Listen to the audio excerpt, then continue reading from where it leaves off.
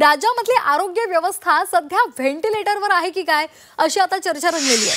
खासदार अमर काळे यांनी आरोग्य व्यवस्थेवर टीका केलेली आहे। वर्धा जिल्ह्यामध्ये आरोग्य कर्मचाऱ्यांचं वेतन रखडलेलं आहे।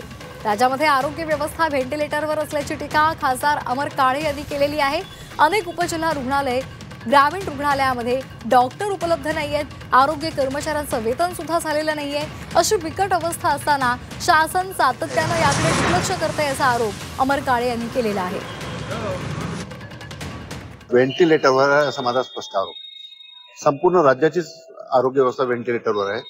आज अनेक दवाखान्यांमध्ये तुमच्या सब डिस्ट्रिक्ट रूरल हॉस्पिटलमध्ये उपजिल्हा रुग्णालयामध्ये डॉक्टर्स नाहीये, तिथे गायनेकोलॉजिस्ट नाहीये।